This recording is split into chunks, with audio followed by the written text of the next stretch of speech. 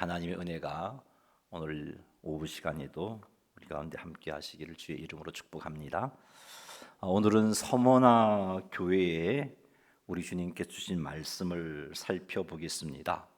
이 말씀을 통해서 하나님께서 우리에게 원하시는 것이 무엇인지를 깨닫고, 그리고 서머나 교회가 하나님께, 예수님께 칭찬 들었던 것이 무엇인지를 알아서 우리도 서머나 교회의 성도들처럼 주님께 칭찬 듣고 장차 하나님 나라를 상속받고 영광의 자리에 참여하게 되기를 주님의 이름으로 축복합니다. 자, 8절 말씀 같이 한번 읽어보겠습니다. 서머나 교회의 사자에게 편지하라. 처음이요 마지막이요 죽었다가 다시 살아나신 이가 이르시되. 아멘. 예수님께서 서머나 교회에게 편지하라고 요한에게 말씀을 해 주시는 거죠. 또 요한이 지금 예수님의 말씀을 받아서 기록을 하고 있습니다. 8절 말씀은 서머나 교회의 사자에게 편지하라는 예수님을 소개하고 있는데, 그 예수님을 어떻게 소개하고 있냐면은 처음이며 마지막이요 죽었다가 살아나신 분이시다라고 그렇게 소개하고 있습니다. 예수님을 가리켜 처음이며 마지막이라고 한 것은 예수님께서 창조주가 되시고 심판주가 되신다라는 그런 의미입니다. 예수님이 창조한 이래로 세상이 끝날 때까지 주권자가 되셔서 이 땅을 다스리시고, 그리고 마지막 때에 심판하시는 분이시다라는 의미로 처음이요 마지막, 혹은 알파와 오메가, 그렇게 요한계시록은 쓰고 있습니다. 서머나 교회 성도들에게 예수님께서 창조주이심을 밝히시고, 또 예수님께서 심판주이심을 밝히는 이유가 있습니다. 그것은 예수님께서 전능하신 분이어서, 창조주라는 것은 말씀으로 천지를 창조하신 아주 전능하신 하나님을 표현하는 거죠. 그래서 전능하신 하나님이기 때문에 너희들이 비록 환난 가운데 있지만 내가 능히 너희들을 구원할 수 있어 하는 것을 가르쳐 주시기 위함입니다. 그래서 전능하신 하나님이신 것을 알게 하기 위해서 편지하면서 예수님 당신을 소개하시기를 나는 처음이다 라고 말씀하고 계시는 겁니다. 그리고 심판주이심을 밝히시는 것도 예수님께서 성도들의 억울함을 다 풀어주시고 성도들을 괴롭히는 모든 악의 세력들을 다 심판하시는 분임을 서머나 교회 성도들에게 알려주시기 위함입니다. 예수님을 가리켜 죽었다가 살아나신 이라고 한 것은 예수님께서 십자가에서 죽으시고 부활하셨음을 깨닫게 해서 서머나 교회 성도들에게도 예수님처럼 부활할 수 있다는 것을 알게 하기 위함입니다. 즉 예수님을 믿는 성도들에게 죽음으로 끝이 나는 것이 아니라 영원한 생명, 영생이 있음을 알고 죽어도 다시 산다는 것을 알게 하기 위해서 예수님이 서머나 교회 성도들에게 처음이요 마지막이요 죽었다가 살아나신 분이시다라고 밝히고 있습니다. 이렇게 창조주가 되셔서 서머나 교회 성도들을 능히 구원하실 수 있는 예수 그리스도, 심판주가 되셔서 서머나 교회 성도들의 억울함을 다 풀어줄 수 있는 예수 그리스도, 죽었다가 살아나심으로 서머나 교회 성도들에게 부활과 영광이 있음을 확신시켜 주셔서 환난과 핍박 가운데 또 순교하는 그런 상황 가운데서도 믿음을 지킬 수 있도록 우리 주님이 도우시고자 서머나 교회 성도들에게 편지하시는, 말씀하시는 주님의 모습을 이렇게 표현하고 계시는 겁니다. 예수님께서 요한을 통해서 서머나 교회에 편지를 보내실 때 서머나 교회 형편은 궁핍했습니다. 그리고 서머나 교회는 환난을 당하고 있었습니다. 서머나 교회 성도들이 궁핍하고 환난을 당한 이유는 황제를 신으로 숭배해야 하는데 그것을 거부했기 때문입니다.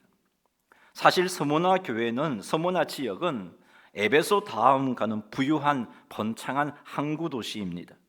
스모나는 로마 제국 내에서 세계적인 상업 도시였습니다. 오늘날 스모나 지명은 이즈미르인데요. 자, 그림 하나 비춰 주세요. 이즈미르라는 도시가 방송실 이곳인데 앙카라, 이스탄불과 함께 튀르키예의 3대 도시입니다.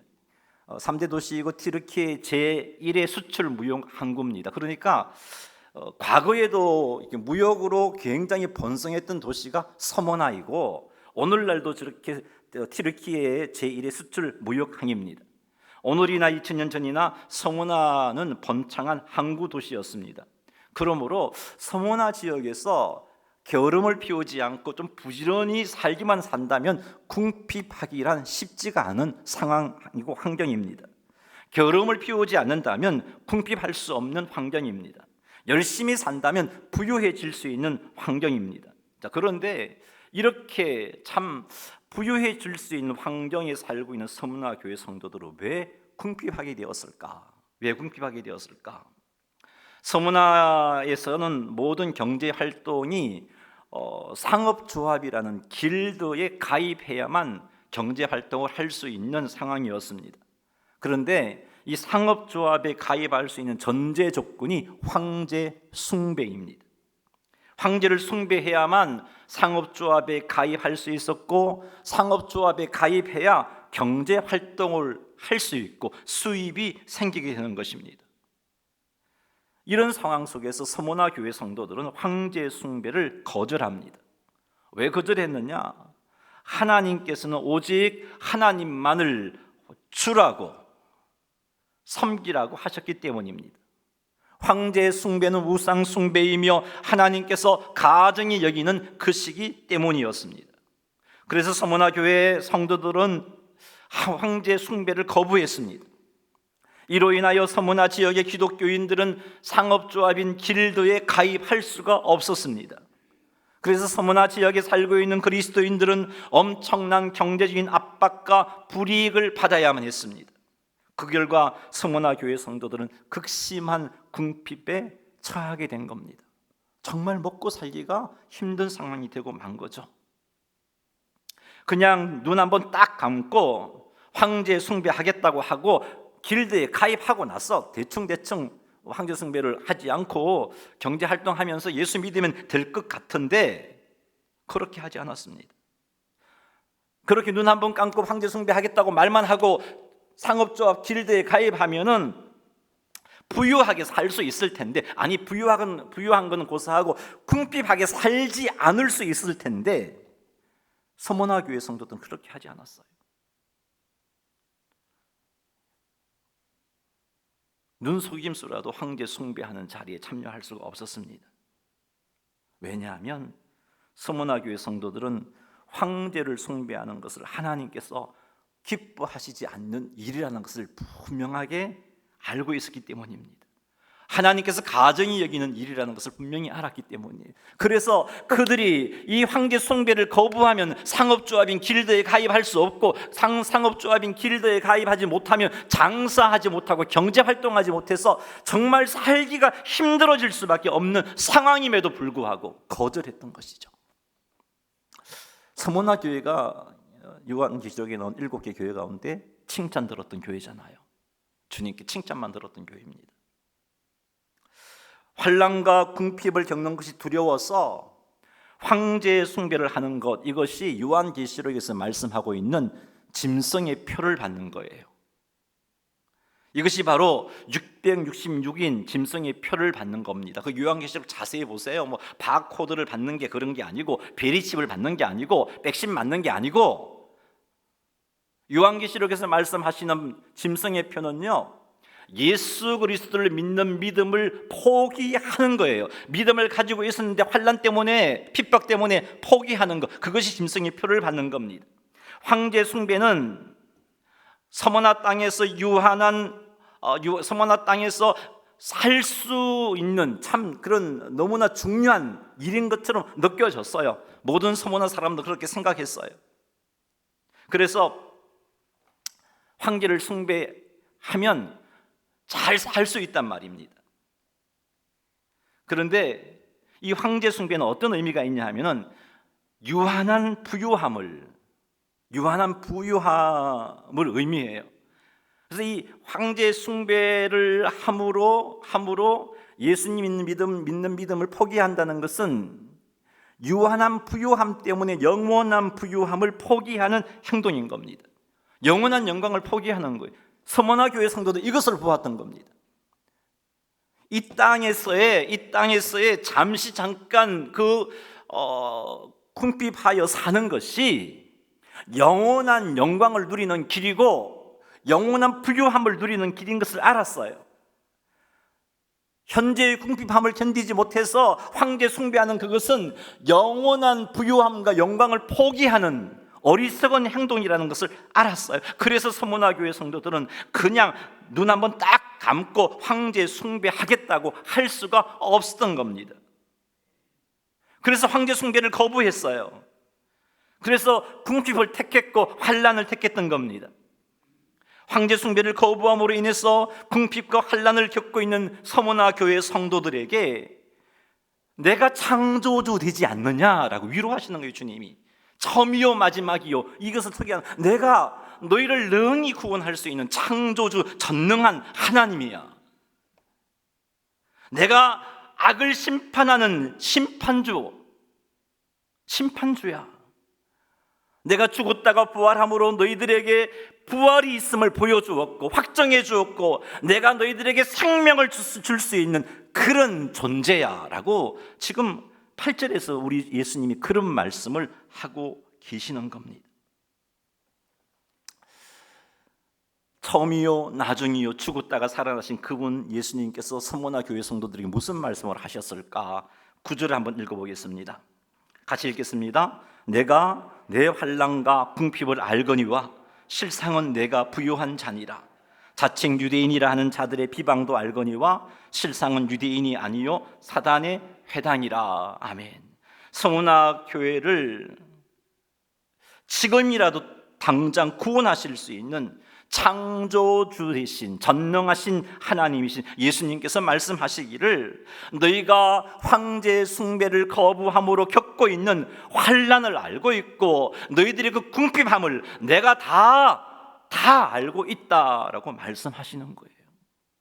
여러분 서문화 교회 성도들은 저는 이 한마디에 울었을 것 같아요. 너무나 힘들고 어려운 가운데 먹고 살기도 힘든 상황인데 주님이 다 알고 계시대요. 내가 전능한데 내가 심판주인데 내가 다 알고 있어. 이 한마디에 서문화 교회 성도들은 큰 위로를 받았을 것 같아요. 저는 말씀을 묵상하면서 그런 생각이 들었습니다. 악을 심판하시는 심판주 되시는 예수님께서 말씀하시기를 서문화 교회 성도들이 겪고 있는 환난과 궁핍을 다 알고 있다고 말씀하십니다. 자칭 유대인이라 하는 자들의 비방도 알고 있다라고 말씀하십니다. 그 당시 황제 숭배가 처음 시행될 때에는 로마 제국에서 유대인의 회당, 그 회당에 나아가는 유대인들에 대해서는 황제 숭배 의무를 면제해 주었습니다. 그래서 이때 초창기 기독교인들은 회당에 같이 모여서 예배를 드렸어요. 자, 그러다 보니까 회당에 나갔던 그리스도인들은 황제 숭배를 면제받을 수 있었어요. 서머나 지역 사람들도 마찬가지였습니다. 그리스도인들이 이 회당에 가서 같이 하나님을 예배하는 그런 자리에 함께했기 때문에 황제 숭배를 거절해도 핍박을 당하지 않고 지낼 수가 있었습니다.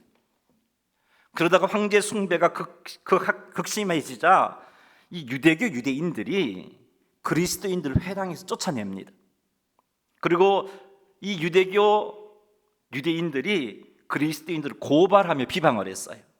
저들은 유대교인도 아니면서 황제를 숭배한다라며 그렇게 유대인들을 비방하며 고발했어요. 그때부터 서문화 교회 성도들이 투옥을 당했고 매를 맞았고 원형 경기장에 끌려가서 사자밥이 되기도 했고 화형당한 혹독한 박해를 당하게 되었던 겁니다. 이렇게 환난과 궁핍을 겪고 있는 서머나 교회 성도들에게 처음이요 마지막이요 죽었다가 살아나신 예수님께서 말씀하시기를, 내가 자칭 유대인이라 하는 자들의 비방도 안다. 너 힘들지? 유대인들 때문에 많이 힘들지? 속도 상하고 억울하지? 내가 다 알고 있어. 실상은 저들은 유대인이 아니고 내 백성이 아니고 실상은 저들은 사단의 회당, 사단의 백성이야. 우리 심판주 되신 예수님께서 그렇게 말씀하고 계십니다. 예수님의 이 말씀은 전능한 내가, 심판주인 내가 너희들의 억울함을 풀어주겠다는 말씀이에요. 너희를 비방하는 유대인들, 즉 사단의 백성을 심판하시겠다는 위로의 말씀입니다. 그리고 죽었다가 살아나신 예수님께서 황제의 숭배를 거부함으로 환난과 궁핍과 순교를 당하고 있는 서머나 교회 성도들에게 순교를 두려워하지 말아라. 너희는 죽어도 살고 뿐만 아니라 영생할 거야. 내가 그 증거가 아니니. 지금 그 말씀을 하고 계시는 겁니다. 사랑하는 성도 여러분, 우리 주님은 이렇게 우리 아픔과 우리 힘듦을 다 알고 계세요. 다 알고 계십니다. 특별히 여러분들이 믿음을 지키려다가 고통당하고 힘들어하는 여러분의 아픔을 우리 주님은 다 알고 계십니다. 우리의 형편을, 우리의 아픔을 다 아시는 예수님께서 우리를 위로해 주십니다. 말씀을 통해서 위로해 주십니다. 환경을 통해서 위로해 주십니다. 우리가 끝까지 믿음을 잘 지킬 수 있도록 능력도 공급해 주십니다. 결코 우리가 망하지 않도록 지켜주십니다. 이렇게 하여 우리들로 하여금 부활과 영생을 누릴 수 있도록 해 주십니다. 이렇게 환난과 궁핍 가운데 있는 자들을 위로하시고 믿음을 지킬 수 있도록 능력을 공급해 주시고 망하지 않도록 지켜주시고 부활과 영생을 누릴 수 있도록 역사하시는 예수님께서 환난과 궁핍을 당하고 있는 서머나 교회 성도들을 보시고 실상은 너희가 부요한 자다 라고 말씀해 주고 계시는 겁니다. 예수님께서 어찌하여 궁핍 가운데 있는 이 서머나 교회 성도들에게 실상은 부유한 자다라고 말씀하고 계시는 걸까요? 그것은 서머나 교회 성도들이 핍박 가운데도 믿음을 포기하지 않고 지키고 있었기 때문이에요. 믿음을 지킨 자들에게는 놀라운 하나님의 복이 기다리고 있잖아요. 요한계시록 20장 4절 말씀 같이 한번 읽어보겠습니다. 또 보라, 보좌들을 보니 거기 앉은 자들이 있어 심판하는 권세를 받았더라. 또 내가 보니 예수를 정언함과 하나님의 말씀 때문에 목배임을 당한 자들의 영혼들과 또 짐승과 그의 우상에게 경배하지 아니하고 그들의 이마와 손에 그의 표를 받지 아니한 자들이 살아서 그리스도와 더불어 1000년 동안 왕노릇하나 하니. 아멘. 요한계시록 20장 4절에 보면은요, 믿음을 끝까지 지키는 자들이 누리는 영광을 보여주는 말씀이에요.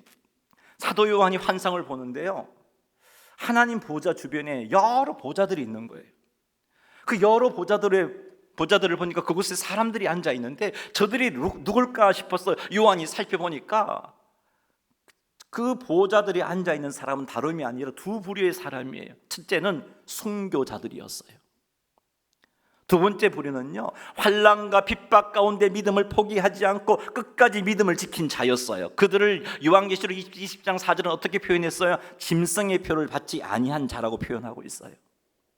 환난과 핍박 가운데 끝까지 믿음을 지킨 자들, 그리고 순교한 자들이 하나님 보좌 주변에 있는 그 보좌들이 있는데 그 보좌들이 앉아서 무엇을 하고 있나요?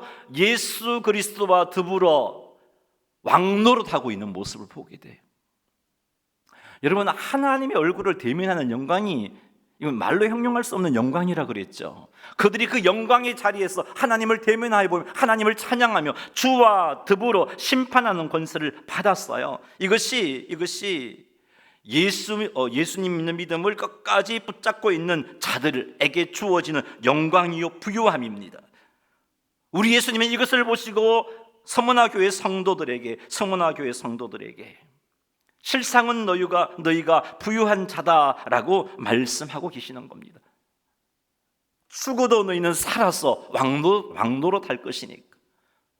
끝까지 환난과 궁핍 가운데 믿음을 지키면 살아서 주와 더불어 1000년 동안 왕노로 살 것이니까 실상은 너희가 부유한 자다. 진짜 부유한 자들이 너희야.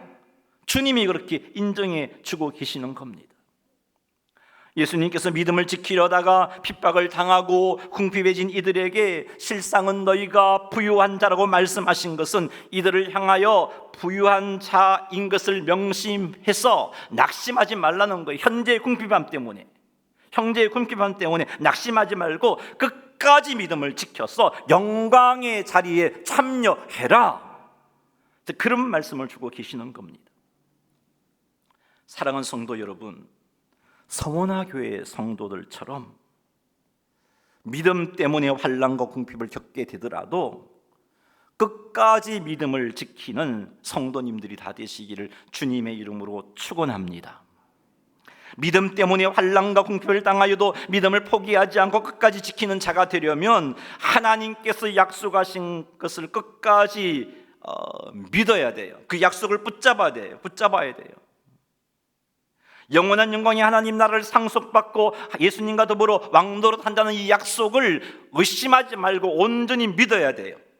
환난과 궁핍 때문에 믿음을 포기하는 것이 짐승의 표를 받는 것이고, 어려움을 피하기 위해서 믿음을 포기하는 것이 이마와 손에 짐승의 표를 받는 것임을 알아야 돼요. 이런 자들에게 지옥에 떨어지는 형벌이 있다는 것도 명심해야 돼요. 환난과 궁핍을 당하여 믿음을 포기하지 않고 믿음을 끝까지 지키는 자가 되려면 서머나 교회를 위로해 주시는 예수 그리스도의 위로하심, 힘주심의 은혜를 공급받아야 돼요. 이것을 사모하며 하나님과의 교제의 시간을 지속하며 유지하는 삶을 살아갈 때 우리도 믿음 때문에 핍박을 당하고 믿음 때문에 궁핍해진다 할지라도 서머나 교회의 성도들처럼 끝까지 믿음을 지키는 자가 되어질 수가 있습니다. 사랑하는 성도 여러분, 하나님 나라의 영광의 약속을 명심하시고 믿음을 타협하는 것이 짐승의 표를 받는 것임을 명심하셔서 서머나 교회들처럼 주님 믿는 믿음을 지키려다가 궁핍해지는 자리에 떨어지는 한이 있더라도 끝까지 믿음을 지키는 자리에 서시기를 주님의 이름으로 축복합니다. 요한계시록 2장 10절 말씀 읽어보겠습니다. 너는 장차 받을 고난을 두려워하지 말라. 볼지어다 마귀가 장차 너희 가운데에서 몇 사람을 옥에 던져 시험을 받게 하리니 너희가 10일 동안 환난을 받으리라. 내가 죽도록 충성하라. 그리하면 내가 생명의 간을 내게 주리라. 아멘. 이렇게 서머나 교회를 칭찬하신 예수님께서 서머나 교회에게 권하는 말씀을 주십니다. 장차 받을 그 고난을 두려워하지 말아라 라고 말씀하십니다. 마귀가 장차 서머나 교회 성도들 중 몇 사람을 옥에 가둘 것이고 핍박할 것이다 라고 주님이 말씀하십니다. 그러나 이러한 핍박은 영원한 것이 아니라 10일 동안, 즉 환난의 기간이 정해져 있는 유한한 핍박이라고 말씀해 주고 계시는 겁니다. 그리고 천지를 창조하신 전능하신 예수님께서 악한 자를 심판하시는 심판주 되신 예수님께서 부활 소망을 주시고 부활케 하시는 예수님께서 서머나 교회 성도들을 보호하시고 서머나 교회 성도들이 멸망치 않도록 영생하도록 지켜주실 것입니다. 그리고 서머나 교회 성도들의 대적 사탄을 반드시 심판하실 것입니다. 그렇기 때문에 주님이 서머나 교회 성도들에게 말하는 거죠. 두려워하지 말아라 라고 말씀하고 계십니다. 장차 받을 고난을 두려워하지 말라고 말씀하신 예수님께서 요구하죠. 따라합시다. 죽도록 충성하면 생명의 관을 주겠다. 여러분, 이 죽도록 충성하는 것이 진짜 의미는요, 목숨 내어놓고 믿음 지키라는 말이에요. 지금 서머나 교회에 이 말씀이 주어진 배경을 한번 생각해 보세요. 10일 동안 환난을 당할 건데 이때 목숨을 잃는 사람도 생길 거야. 그런 상황이 찾아올 거야. 하지만 죽도록 충성하면 생명의 간을 얻을 거야. 이 죽도록 충성한다는 의미는 정말 목숨을 내어놓는 그런 환경까지 찾아온다는 거예요. 그런 환경에 처한다 할지라도 믿음 지키는 삶을 살라는 거예요. 그러면 생명의 간을 주시겠다는 겁니다. 영광을 누리게 하시겠다는 거예요. 서문화 교회는 주님께 칭찬받았어요. 서문화 교회는 주님으로부터 위로함을 받았어요. 주님께 끝까지 믿음을 지키는 자들에게 생명의 간을 주시겠다는 그 약속도 받았어요. 서문화 교회 성도는 이렇게 위로하시고 권하시고 약속해 주신 예수님의 말씀을 귀담아 들었습니다. 그냥 듣고 흘려버리지 않았어요. 그냥 듣고 지나치지 않았어요. 이 말씀을 명심했어요. 그래서 이 편지를 받기까지 겪었던 환난과 궁핍보다 더 큰 어려움이 생겼음에도 불구하고 서문화 교회 성도들은요, 끝까지 믿음을 지킵니다. 그 대표적인 인물이 요한의 제자인 사도 요한의 제자, 요한계시록을 기록한 요한의 제자 폴리갑이라는 분이 계신데요. 좀 비추어 주세요. 이렇게 생겼어요. 저보다 좀 잘생겼나요? 폴리갑이라는 인물인데요, 서문화 교회 감독입니다. 이분이 예수님 믿는 믿음 때문에 순교하신 분이에요. 자, 폴리갑은요, 자기 선생인 사도 요한이 보낸 요한계시록을 가지고 서문화 교회 성도들을 부지런히 가르쳤습니다.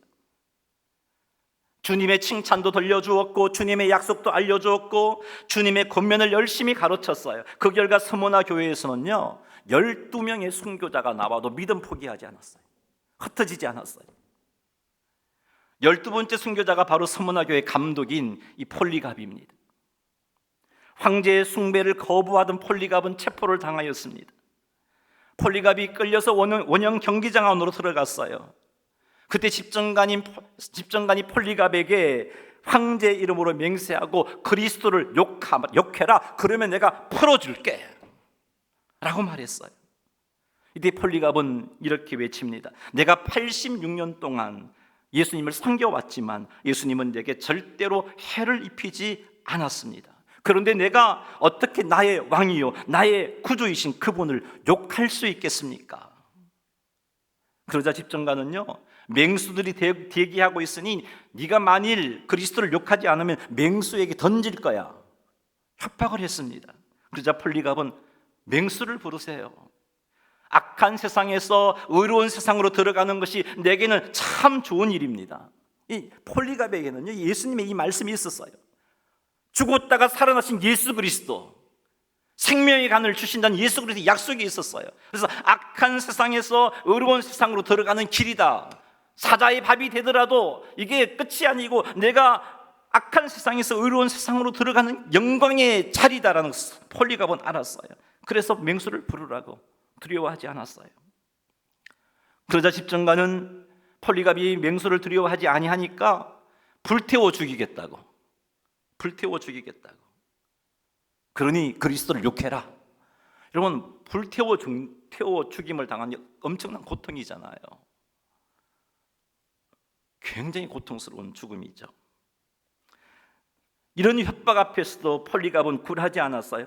대신 이렇게 말합니다. 당신은 1시간 동안 타다가 잠시 후면 끄질 불로 나를 위협하고 있지만 경건치 못한 자들을 위하여 예비된 영원한 형벌의 불이 기다리고 있어요. 당신은 그것을 모르고 있습니다. 당신이 원하는 대로 속히 시행하십시오. 두려워하지 않았어요. 폴리갑은 예수 그리스도의 위로와 약속이 그의 가슴속에 분명히 뿌리를 내리고 있었습니다. 그래서 확신과 기쁨이 가득 차 있었고 그 얼굴에는 은혜가 충만했습니다. 화형을 집행할 단상이 만들어졌어요.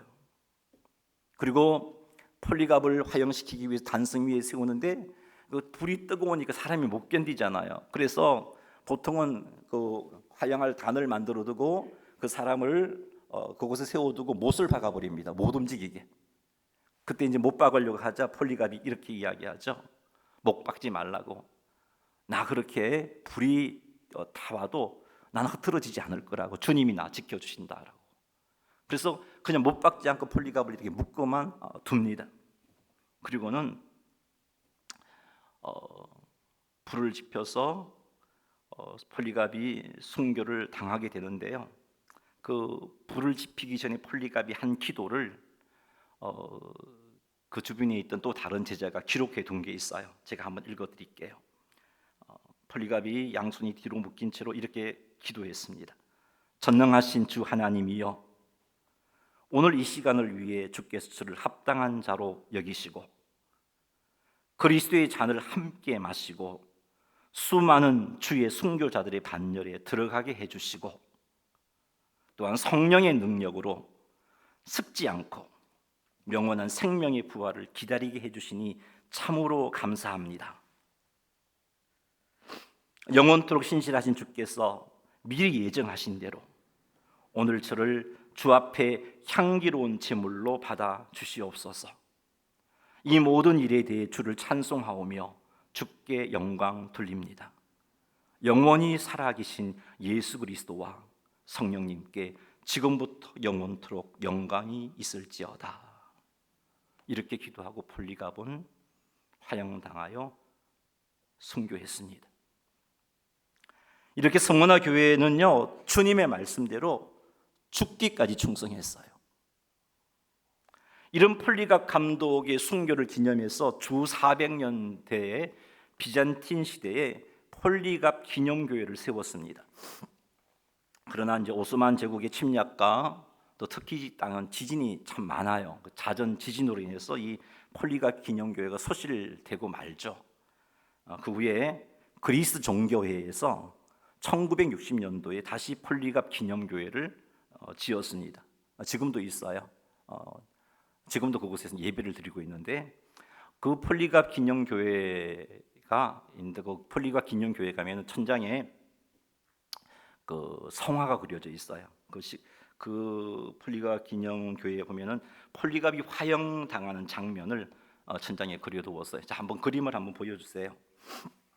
이게 폴리갑 기념교회입니다. 이게 이제 1690년대쯤에 그리스 정교회에서 지은 교회예요. 자, 넘겨주세요. 그 이제 폴리갑 기념교회 내부이고요.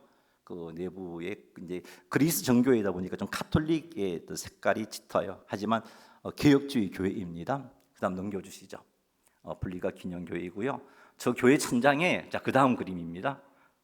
그다음 그림 보여주세요. 요 그림이 그려져 있어 천장에.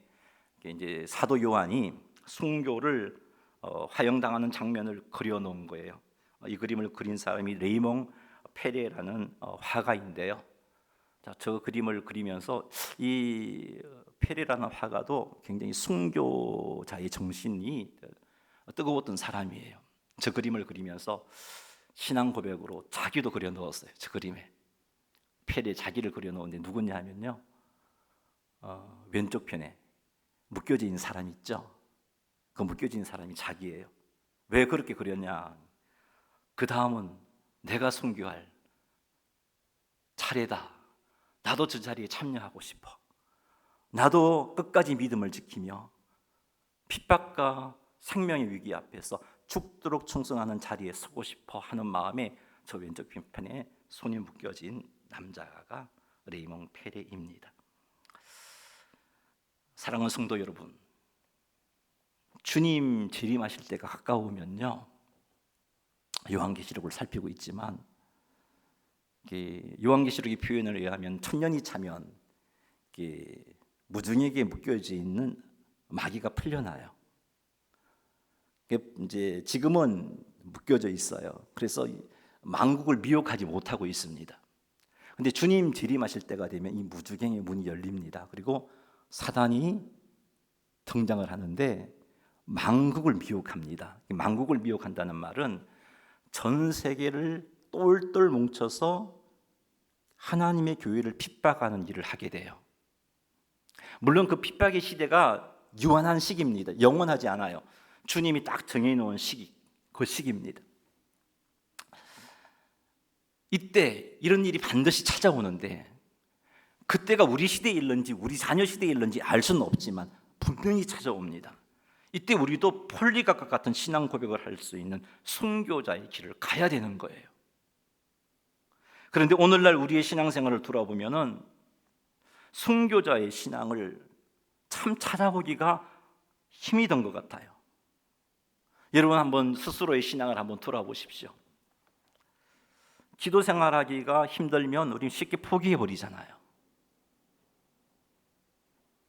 예배가 힘들면요, 그 예배를 포기해 버려요. 주신 사명 감당하다가 힘들면 그 사명 놓아버립니다. 죽도록 충성하는 모습을 사실은 찾아보기가 좀 힘든 것 같아요.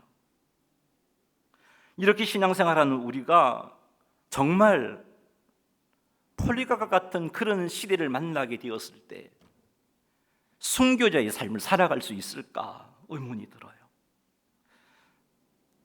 정말 마지막 시대에 세상이 똘똘 뭉쳐서 교회를 핍박할 때 많은 사람들이 내 주변에서 신앙을 지키고 있는 자들이 죽어나갈 때 그럼에도 불구하고 폴리갑의 길을 갈 수 있을까?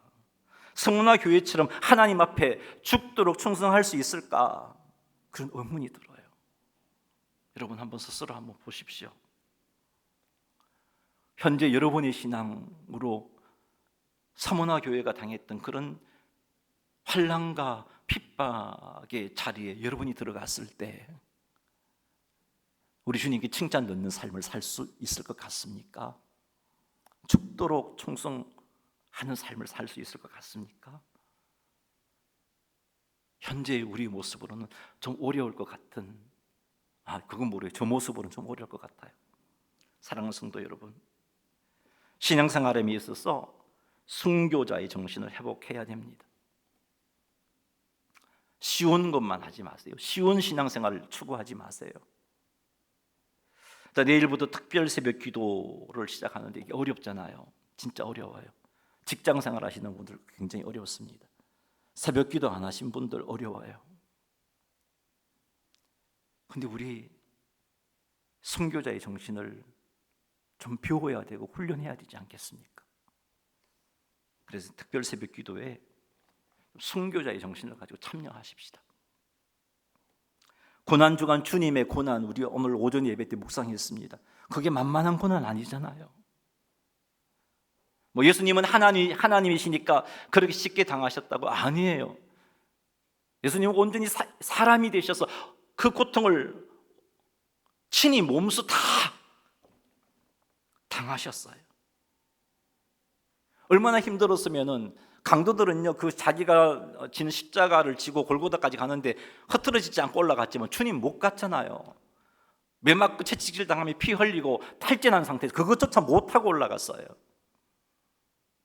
그런 주님의 고난을 묵상하는 고난주간인데 우리 순교자의 정신을 훈련받는다 생각하고 주님의 고난을 묵상하는 일에 참여했으면 좋겠습니다. 이런 훈련을 함으로 환난과 핍박 중에 믿음을 지킴으로 참된 부교자가 되는 자리에 참여할 수 있습니다. 끝까지 믿음을 지켜서 생명의 간을 받을 수 있습니다. 사랑하는 성도 여러분, 주님과의 교제를 유지하고 환난과 핍박이 있어도 포기하지 말고, 원래 여러분 우리 초대교회, 우리 한국 초대교회 우리 신앙의 선배들의 신앙생활 어려웠어요. 환경이 어려웠어요. 근데 그들은 뜨거웠습니다. 근데 우리는 살기가 너무 편해져 버렸어요. 그러다 보니까 정말 간절하게 주님을 찾는 뜨거움들이 식어져 버리고 만 것 같아요. 우리 이것 회복하십시다. 회복하면 주님의 위로도 경험할 수 있고요, 주님 때문에 환난을 당하고 주님 때문에 핍박을 당하는 일을 당하고 있으면 주님이 날 찾아오셔서 위로해 주시고 힘 주시고 붙잡아 주신 은혜를 누릴 수 있습니다. 우리 정말 순교자의 정신을 가지고 쉬운 것만 찾지 말고 힘이 들어도 주께서 원하시는 일이고 신앙을 지키는 일이고 믿음을 지키는 일이라면 힘들고 어려운 길도 갈 수 있는 여러분 되시기를 주님의 이름으로 축원합니다. 11절 읽겠습니다. 귀 있는 자는 성령이 교회들에게 하시는 말씀을 들을지어다. 이기는 자는 둘째 사망의 해를 받지 아니하리라. 아멘. 지금 10절까지는 이제 서문화 교회에게 주신 말씀인데요, 11절에 와서는 교회들에게 주시는 말씀이에요. 귀 있는 자는 성령이 교회들에게 하시는 말씀을 들을지어다. 서문화 교회뿐만 아니라 2023년 오늘을 살고 있는 우리 오천제일교회 성도들에게 주님이 하시는 말씀이에요. 귀 있는 자는 성령이 하시는 말씀을 들을지어다 라고 말씀하고 계세요. 뭘 들으라는 건가요? 이기는 자는 둘째 사망의 해를 받지 아니하리라.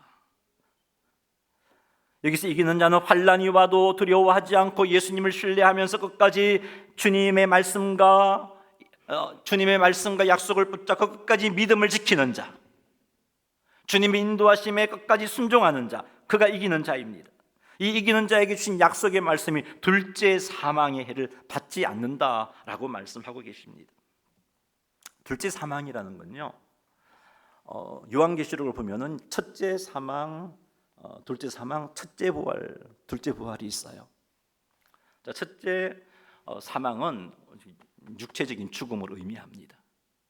육체적인 죽음을 의미하고, 둘째 사망은 주님 재림하셔서 심판받아서 지옥불에 떨어지는 게 둘째 사망이에요.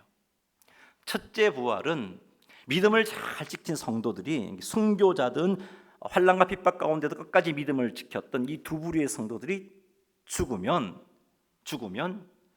하나님 보호자 주변에 있는 그 보호자들에 앉게 되고 주와 더불어 1000년 동안 왕노릇하게 되는 거예요. 우리 믿음을 잘 지킨 신앙의 선배들은 지금 그 보좌에 앉아서 1000년 동안 왕노릇하고 있어요.